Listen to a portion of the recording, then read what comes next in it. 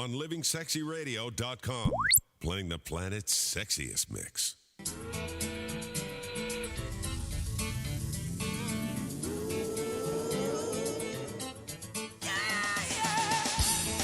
Live from the Connections Studio Suites, it's Connections. Connections is relationship radio. Welcome, everybody, to the show. Melissa Fox, along with hashtag Lizzie said what? That's me, boy. It is. And our favorite doctor, Dr. David Klein from Stages of Life Medical Institute. What's up? Good to be here. When the mic is turned up. Oh, it's up. No, maybe it's the ears. Why does it smell like bacon in here? Bacon? It's my aftershave. Oh, yum. That's what I'm talking about. Well, that's why I put it on. He is And there. Tess told me to take care of you tonight. Well, I appreciate that, Tess. I owe you one, girl. There he is. Behind you? There we go. Yay. Yeah, good. All right, welcome to the show. Hi, everybody. Tonight we're going to talk about caring for someone with dementia. Don't tune out. No. This is very important because at some point or another, you're going to head in a downward spiral, and it's going to be called Almost Over. And On a lighter note. but on the way there, you're going to have a lot of good times. No, seriously, Dr. David Klein's going to introduce us to something called common sense, and that would be what, first of all, is dementia? Okay, dementia is a kind of an interesting term. It's an old term.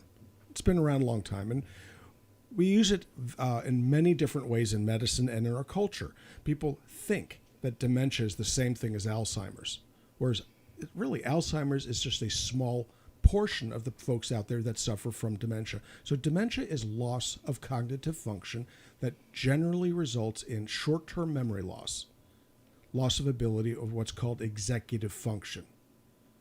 In technical terms, you end up seeing degradation in what's called signal-to-noise ratio. And you'll know this in the broadcast industry, okay? Signal-to-noise ratio. What's that hissing in the background? What's that static? If you listen to old broadcasts over shortwave, you'll understand signal-to-noise ratio marvelously. Why does FM sound so much better than AM? Because signal-to-noise ratio. As your brain starts to lose its ability to distinguish the signal from the noise, that's how you become demented. You become cognitively impaired. So folks, they focus on short-term memory loss as if that were the main deal. And the joke is it really is not. It may be an inability to do simple arithmetic. It may be an inability to remember some names, directions, functions. Executive abilities is what they call this. So what is it all about? And why do you really care? And the answer is simple, because it's either going to happen to you, somebody that you love or who's around you, or it's going to happen to one of your kids.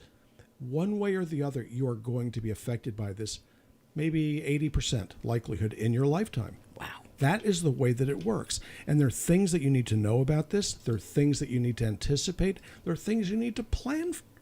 And so, what am I talking about?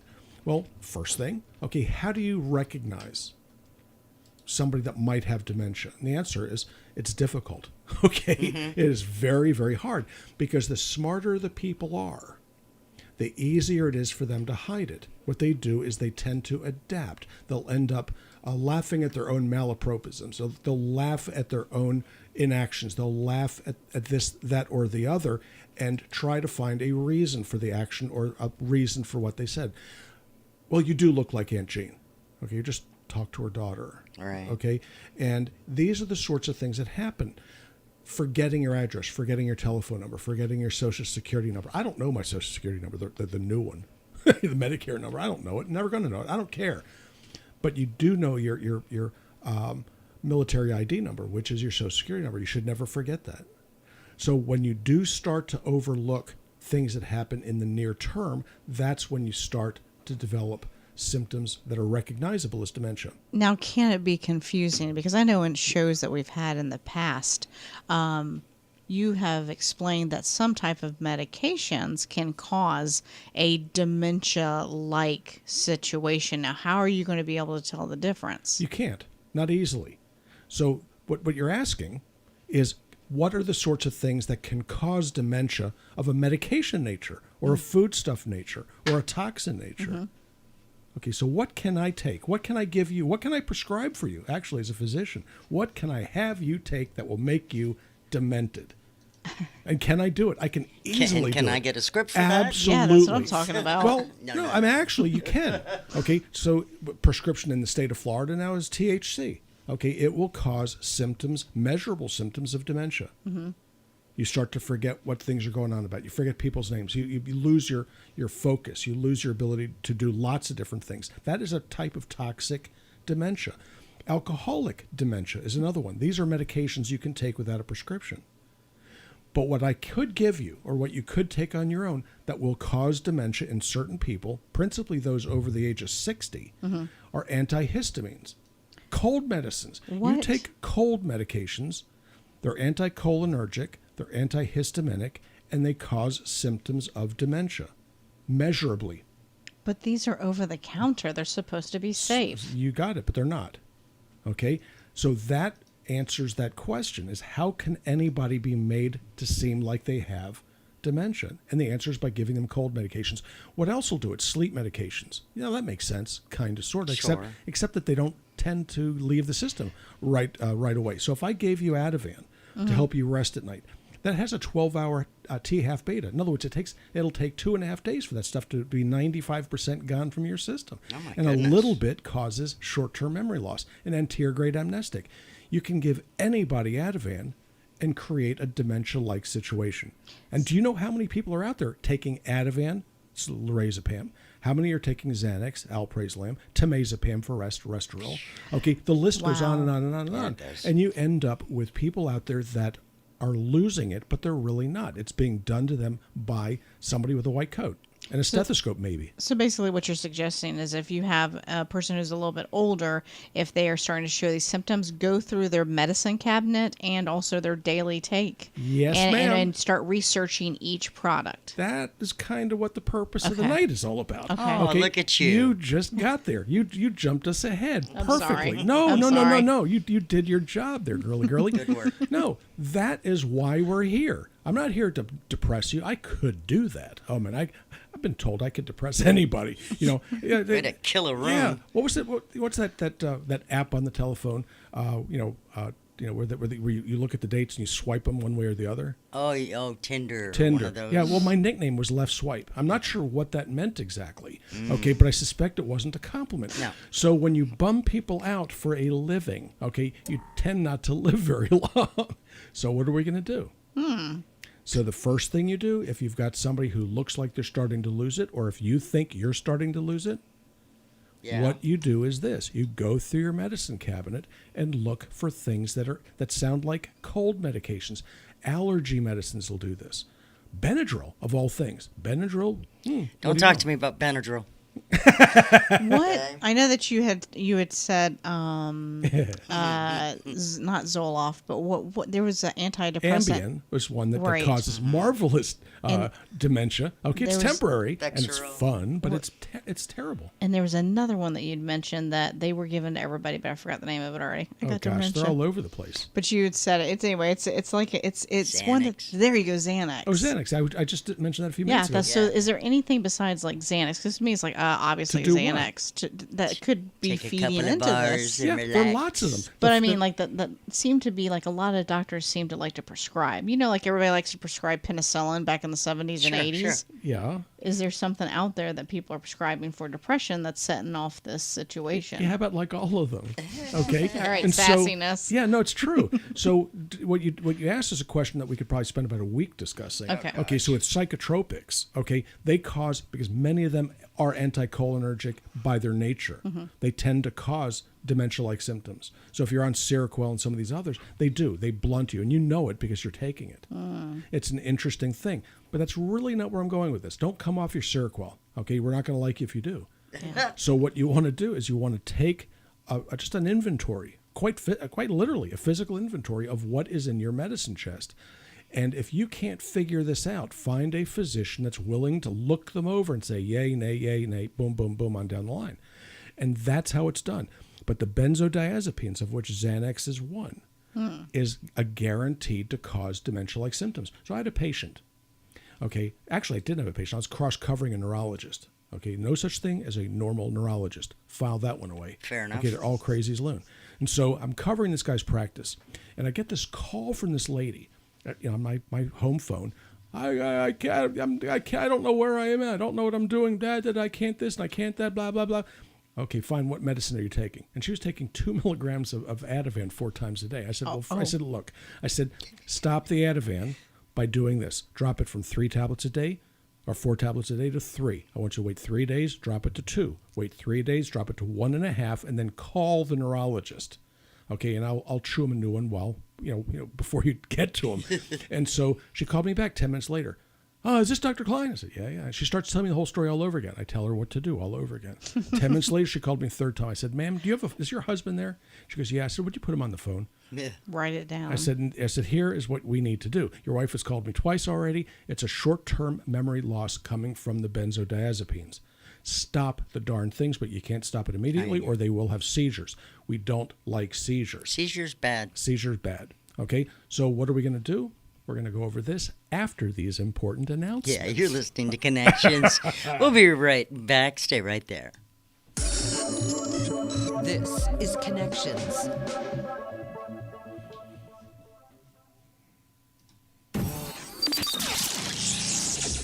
It's Connections. Oh, I've waited so long to hear you say that. What does it mean? Is it dirty? And that, ladies and gentlemen, answers the question, why do we drink? Welcome back to Connections Show. What are we doing? Oh, yeah. Yeah. This is Connections? It is Connections. It's relationship radio with a twist. And tonight on the table, literally, Dr. David Klein, we're dissecting his brain when it comes to dementia. Some of it can be brought on by, as we've learned in the last segment, medications crossing, not acting good with you and whatever you're doing, bad stuff like Xanax and the like being overprescribed. But what about unclear, say cognitive stuff? How do we test these things? How do we get to find out if it is not medication, but actually something that we need to worry about? So, very, very good question. Okay, and it's got an interesting answer, wouldn't you know? What? So, the way it's usually done, if you go to your family doc and say, okay, I need you to test my mom, my grandmother, my aunt for dementia, what they do is they get a piece of paper and a pencil out, and they start by asking them 2 or 3 questions. Where are you? Do you know who you are? Who's the president? Who's the Undersecretary of Defense for Southeast Asia? It's questions everybody should know. I don't know that. No. These are dumb No. questions because I had to do the cognitive test for my mom, and then they gave you like 3 words, Right. and then talked to you for 10 minutes, and then asked you to repeat. Men, I'm like- women, Right. Yes. Okay, precisely. I couldn't pass it. Okay, you look for orientation, and then you look for memory. pencil man boat. Right, there you go. Precisely. That's the way it's done. Okay, and it's not particularly sensitive. Okay, you have people that can't hear very clearly. You have people that can't see very clearly. You have people wearing masks. Okay, so they can't read lips. That's my thing. But more interestingly, okay, is it's not a particularly sensitive test. Well, what else do? They give you a piece of paper and have you draw a clock on it. Okay, and if the clock doesn't look like a clock in a particularly characteristic way, where all the numbers are off to one side or bunched up, you might have dementia. Well, guess what? By the time you get to either of those 2 things, there's a technical expression. It's called you're screwed. So how do we go ahead and test for it more delicately and more sensitively? Don't you do a there's scan? Yeah, actually there is. There's a scan that we do called a Cogniview. This is not a radiology technique. This is not a lumbar puncture looking for proteins. I've had that done. That feels great. Okay. No, it's a $90 test that's done, $100. We charge $90 for it. That you sit in front of a very special computer screen with a very special mouse that's in a circular pattern, and you go through a 20-minute study, and it will help determine whether or not you truly have short-term memory loss issues, whether or not you have a signal-to-noise ratio issue, whether you have problems with executive function, memory, and pattern recognition. So it looks at things 9 ways from Sunday to figure out what the nature of your impairment is, if you have any impairment at all. And it applies a scalar value to it. It puts a number to it. This is the only test that I know about that will do this. It's called a Cogniview. And you wind the patient up, you stick him in front of the machine, and you come back 20 minutes later. And, the scores, it's scored very interestingly. And so I was actually asked to help evaluate this technology by the guy who invented it. It was a neurologist, actually a normal one of the few I've ever met, from Harvard. So this guy heard about the research I was doing on Alzheimer's for pregnenolone levels. Okay, I have more pregnenolone level data for Alzheimer's than anybody in the world right now. And I did at that time too. And so he came down and tried to convince me that this would be a useful adjunct to that treatment or that research protocol. And I thought about it. I'm thinking, he's right. Because I'm doing the stuff that I've done for years with the paper, and it doesn't work. Didn't like it. And so, okay, fine. So, what's this machine all about? Well, it weighs about 300 pounds. It took up one of my exam rooms. Good news is I have 32 exam rooms, so I hardly miss it. And I went ahead and started evaluating. And damn if the guy wasn't right. Okay, it helped dissect the process in a way that was it's 100% objective. So every patient that we get that's over the age of 60, I recommend this test. Do insurances cover it? Generally, no. Medicare does, which, by the way, is most of my patient population, but it's also most of the people that are really at risk or worrying about dementia. So, Medicare pays $90. So what do? We charge everybody $90. Okay, you're not going to get rich on this thing. The machine cost me over $30,000. Okay, so one of these decades, I might get my money out of it. But what it tells me very quickly and it's unequivocal as who is at risk, who is a possibility. And it also does one more thing, which is very, very cool, is it gives you a benchmark, a number. So as you treat people, if you can see improvement, you're doing the right thing. Oh, wow. Think about that for a second, okay? Because if I ask you, how's your memory doing today? Yeah, you can't answer that. Nobody can answer that. But this will give us a number, and it works. So when we start looking for treatable causes of dementia, which is something we'll talk about in the next segment, okay, this is key because it allows me to make sure that I'm doing what I'm supposed to do, that I'm doing the right thing, that I'm on the right track. Without it, you're done, okay? And who is it? A mind is a terrible thing to waste. You know what I mean? Wasted mind is a terrible thing, dude. Right. No, that's not. So, so the cognitive view is very interesting. There are 10 of these units like it in the country. I was one of the few that had it. The only one. He likes to have the big toys. I like having I'm a Dexter's Lab kind of guy. I like the really cool toys. So then there are a whole bunch of wannabe machines out there that are these portable ones because they're expensive. $30K is a lot of money. How do they calibrate these cognitive view things? I mean, if someone like myself, who, occasionally slips, but for the most part it's a whiz. It's simple. Okay, what you do is you go ahead and you calibrate it against young people, very young people, and straight along the line. And so you do population statistics to establish what a reasonable value is for your age. However, okay, what's a reasonable value for somebody in their 90s? Okay, drooling? No. So what you do is you sit back. It's not. So what you do is by the time you hit about 50, okay, that number will start to drop just physiologically. So the value, 72 to 75, is considered to be borderline cognitive impairment, and it scales all the way up to 100. So I've got 2 employees that scored 100, 2 very smart employees and young ones. I scored in the high 90s. I'd like to try. Okay, but I had a doctor working for me who scored in the 40s. I'd like to try too. 40s. Yeah, he's no longer practicing medicine, wouldn't you know? No. Yeah, he's not practicing medicine. That was Charlie Brown's mother or teacher, really. Wah, wah, wah, wah. So what do? So once you establish the diagnosis and once you figure out what you're doing, then you can establish treatment. So first thing you do is you screen. Screening, we will do it for 90. I thought you said scream. Scream. Well, scream helps. We can. The screaming is fun. It works well in pediatric office. Nobody pays any attention there. Not at all. Yeah. Not at all. So yeah, and we'll do this for people that aren't our patients. You don't have to be a patient of ours. Okay, $90. 407-679-3337. Stages of Life, medicalinstitute.com for more information. And you can always check out stagesoflifevitamins.com for any nutraceuticals and such. Man, you just have a plethora of information available at fingertips. Literally a quick search. You don't even have to write all the word in, and boop, It'll just drop down in categories. It's pretty cool. It is very cool. So, stagesoflifemedicalinstitute.com. We're going to take a quick break, pay some bills, and then we're going to be answering some questions here. I've got some stuff on our Facebook Live feed at Connection Show. We'll be right back. This is Connections. Broadcasting live every night at 10 Eastern. Connections is Relationship Radio. I usually edit those out. Yeah, so we want to go over what the differential diagnosis is in the next section. Ooh, that was what chunky. could it be other than Alzheimer's?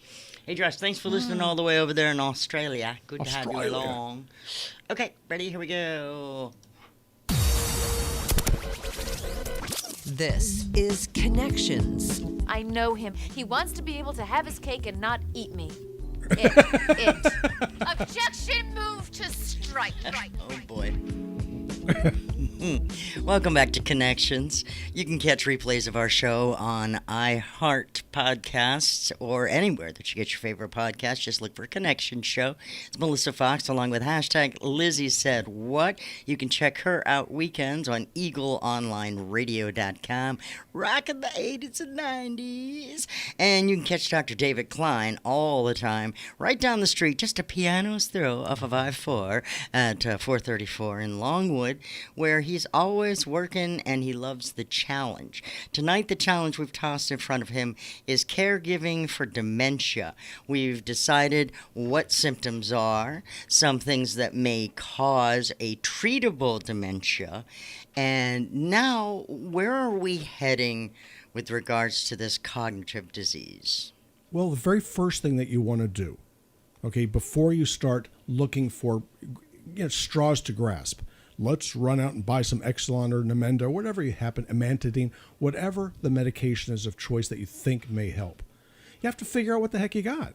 Okay, if you don't know what you have no diagnosis, okay, you have a symptom, dementia is a symptom, it's not a disease, you have to figure this out. So what are the causes of dementia other than Alzheimer's? Alzheimer's is actually the smallest part of them. Okay, so what is the most likely possibility causing the dementia? Well, one, hypothyroidism. You want to talk about something easy to treat and cheap to treat? Hypothyroidism causes depression, sleep disorder, and when you get sleep disorder, you end up with cognitive dysfunction, memory loss, and you start going to heck in a handbasket. So you need to check very completely for thyroid disease. And a TSH is not nearly enough, especially in women. Why?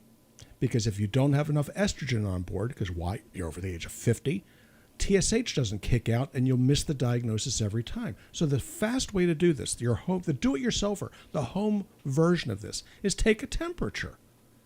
The temperature will tell you whether you're at risk for having had hypothyroidism. So people are going to think, was this guy nuts? And the answer is yes. However, I'm correct. So why temperature? Because thyroid has one function, and that is to set and regulate basal metabolic rate. That's temperature to you.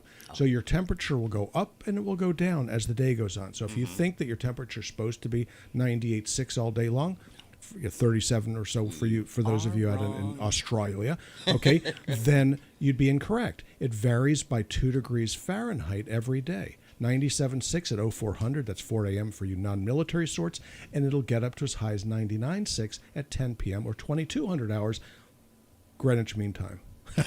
Okay, so what does this mean? So you look at your temperature, record it certain times of the day. So right now, we are in Florida. A lot of you are not, but we are in Florida. It's getting late. It's almost it's dark outside.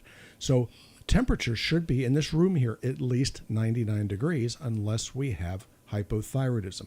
In the morning, you go in, you wake up, your temperature is going to be closer to 97.6 to 98. If it's 96, you have hypothyroidism. If it never goes above 98, you have hypothyroidism.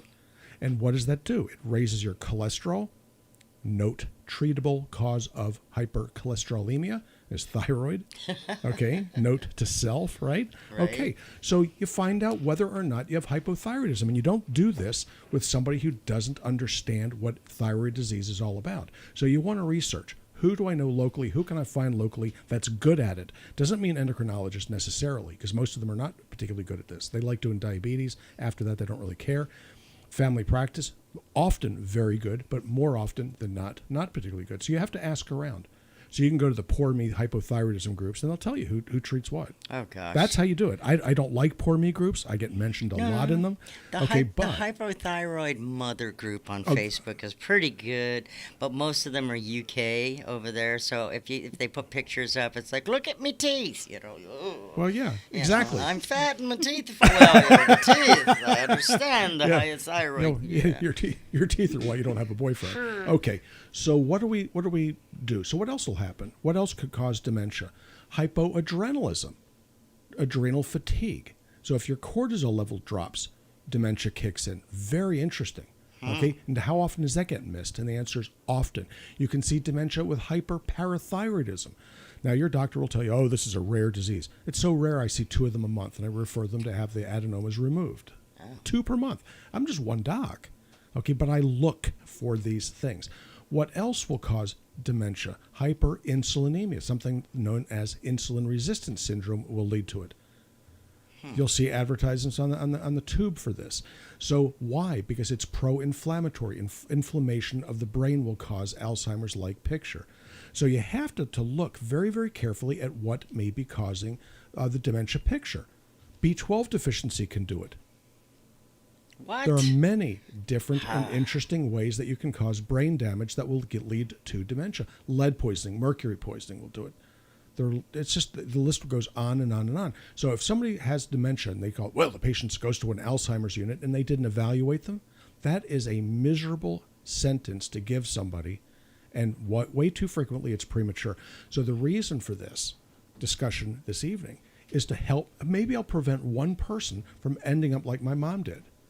Okay, my mom was on an Alzheimer's unit for 15 years. Oh, goodness. Okay, what did she have wrong? She was hypothyroid and Addisonian. She had no adrenal function. And she did well when she took her medications, and when she did not, she dropped out. She died at the age of 96. She still made it up there, but quality. Oh, no, she made it fine. Her heart was very strong. Her bones, she did not have osteoporosis. I treated her nutritionally for 30 years. Quality of life. But quality of life sucked because of a family issue where I was taken away the ability to be her doctor.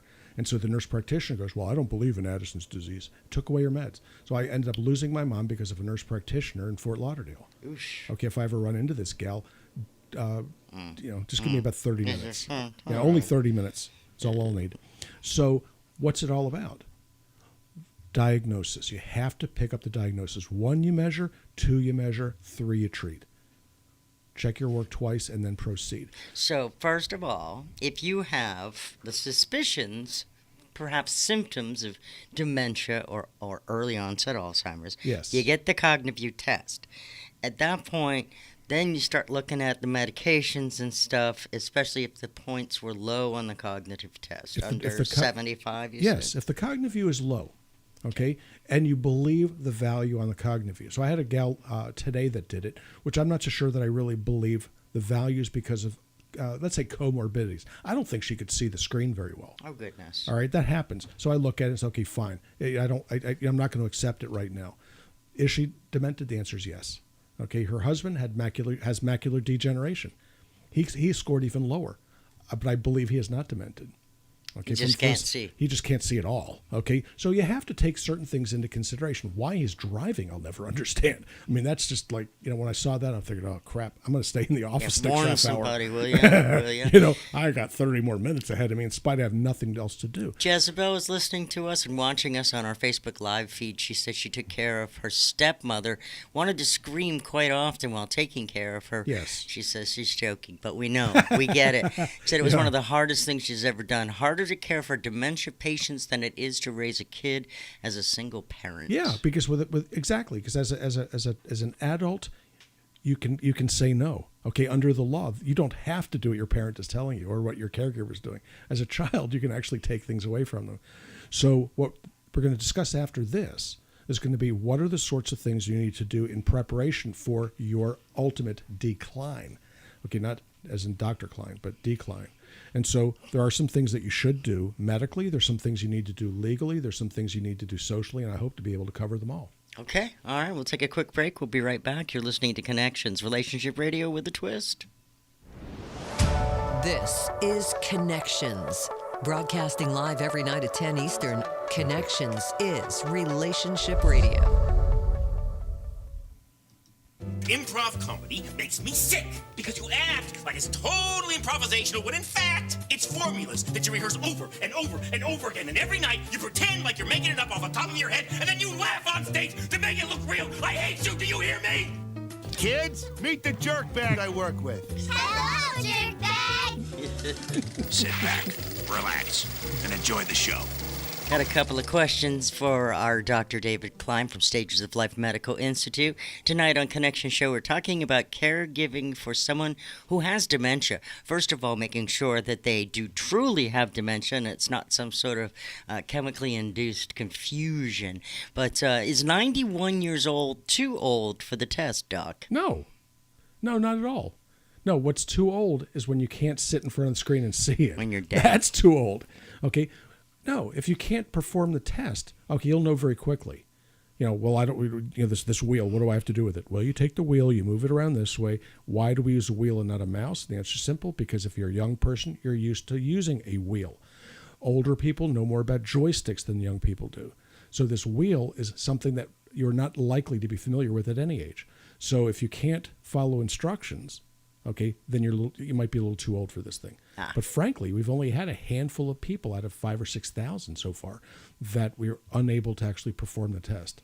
So dementia is almost inevitable, and your death is definitely inevitable. What are the things that we need to prepare while we are still of solid mind and body and all that? The easiest things are the legal ones, oddly enough. Okay, are they expensive? The answer is no. You want to have a living will. You want to have a medical directive. In the state of Florida, you want to have powers of attorney set up, not just for legal affairs and not just for financial affairs, but you need a special one for real estate and a special one for motor vehicle disposal. Oh, did you know that? No, okay, I it's did interesting. So you can be stuck with a car in an estate unless you happen to have that type of POA. Mm-hmm. Okay. Well, a lot of these little kits that people buy, though, for $50 you can get this. What you're done. The internet. Get a real attorney to do this. Pay the money, because that was the best thing that we did. Pay up. Get the guy that knows what he's doing or her she's doing. Yeah. Second thing is that if you are so capable of doing so, put your stuff, your finances, your financial assets, get your house in order. Get your home in order for certain, but get everything in trust. Yes. Why is that? Two things. One, in the event that you should pass away unexpectedly, tragically in my case, okay, in that event, okay, you're not going to have your stuff stolen from you quite as easily. Can it be stolen? Of course it can, but it's a little bit more difficult. Second thing is from creditors. It'll help protect it from, let's say, unscrupulous individuals that can't steal your titles and whatnot out of the trust. It's much more difficult. So thirdly, okay, is that your dispensation of or disposal or whatever you call it of your assets will be according to your wishes, because the trust will happen with or without probate. It's kind of interesting how these things work. So a living trust, it could be a revocable or irrevocable trust. Your attorney will walk you through the advantages and disadvantages of each. Mm-hmm. Then it comes time for, what do I do about my junk? Okay, and that is the most delicate of all things, because if families are going to be torn apart after you pass away, it's fighting over your ring, it's fighting over your necklace, it's fighting over. So you decide to liquidate everything and then just disperse the money. That's the easiest way, but it's probably not the best way. No, because of heirlooms and people's feelings. Then everybody's angry. So what you do is you sit down, okay, and you divide your stuff up into however many piles, either physical or virtual, that you decide. So if you have 3 children and you want to treat them all the same, that's a big if. It's big. Okay, if they're all the same, that's your prerogative. You make 3 piles, okay, 3 lists, and then you ask people, okay, these are the 3 lists. Pick a number from 1 to 10, okay, and that is your number. That's what my parents did, and it worked out perfectly. If there was something in one thing or the other that you wanted, you swap them out. Right. Everybody ends up equally injured in this one. Yeah, we went around with little different colored tabs and put them on, and then people were switching tabs. That's how but we did it with photographs.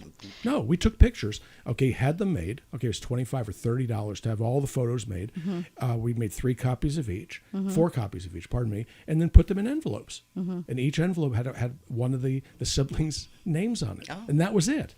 Okay, Yeah. and when my mom passed, boom, that was it. You got your envelope, go get your stuff. But if you want to be guaranteed that whenever you pass that the person gets what you want, go ahead and give them to them before they pass. That's what you do, so they'll know what they're exactly. Well, because they can, after you pass, you can have pictures, you can have wills, you can have everything. But if it isn't in the person's name or if it isn't in the possession of the person, Your half sister will come in and take everything. yeah, Yes. can you come in and file probate? It can happen. Yeah, and keep everything in probate. It can happen for years. But with furniture and things like that, which really don't have a tremendous value, probate doesn't even really matter. Yeah. Okay, but when you're looking for things that have substantive value or substantial value or whatever, it could be perceived sentimental value, then you really want to be very specific about it. And so if you start finding yourself getting to a point where you're even thinking about a memory care unit, that's the time to start giving those envelopes away. Correct. Wow. Okay, so you do it. Yeah. What else do you do? That's the easy. Those are the easy Those are the parts. easy ones, Those are the okay. easy ones. Okay. You're talking maybe a weekend's worth of work. Okay, and that's what it's going to take. And it's a hard discussion to make. Who's going to be the executor of the estate? Okay. Everybody needs to be aware of this. It's not going to be a surprise. If somebody gets surprised with this one, it is going to fail. It never ends well. So what do we want to do? We want to look at the house. So what is the greatest risk to somebody with dementia in their home? And to slip and fall. So what I do for my patients when they allow me to do it, this is not 100% of the time because there are people out there that I don't want anybody in my house. Okay, and I'm not kidding. It's just it's sad, but it's the way it goes.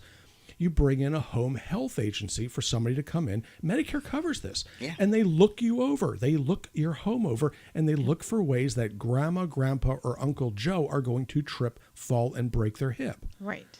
So you walk in there, oh, by the way, these throw carpets, we have to remove them. If we're going to have them, we need to do X, Y, and Z to them. What else do we want to do? Well, we have a problem here with these very, very sharp knives. That bagel cutter, that's a problem, okay?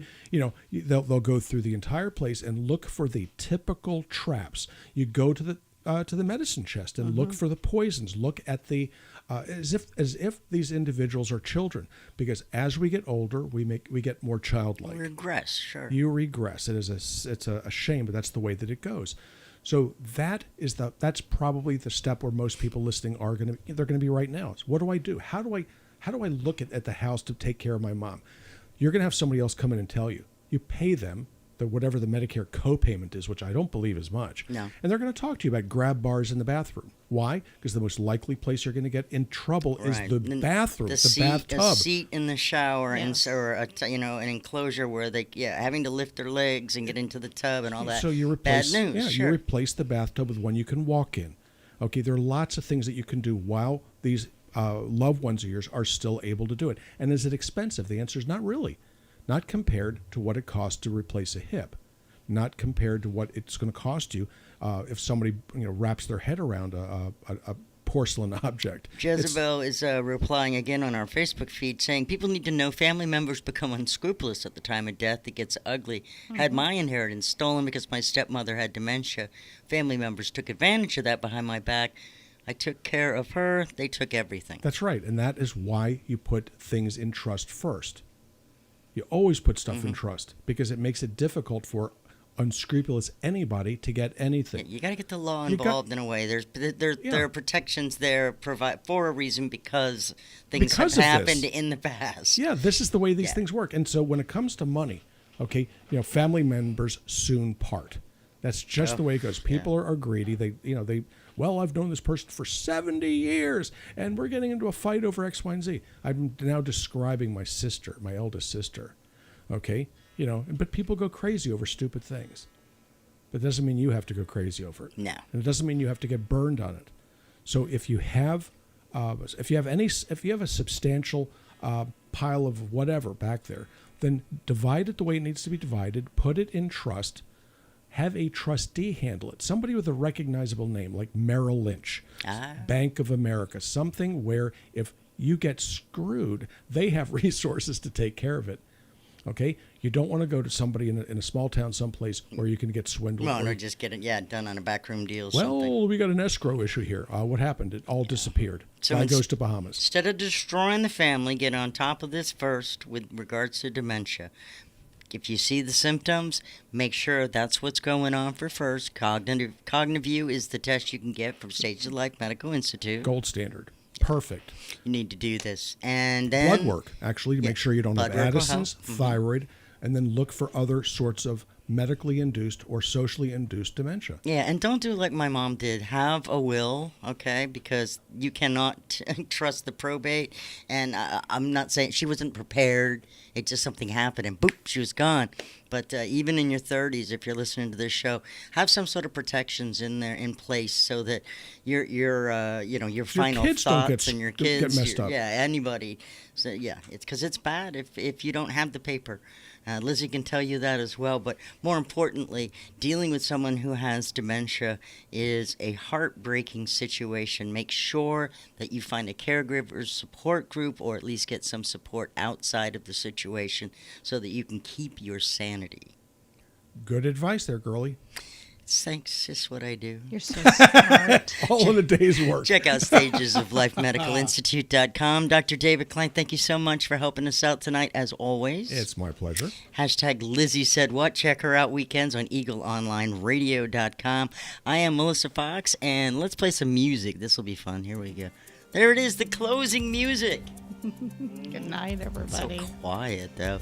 Thank you all for joining us. Again, check out our podcasts on the iHeartRadio app or wherever you get your favorite podcasts. And thanks for listening, my friends. Love ya. Mean it. Laughing time is over. There you have it, boys.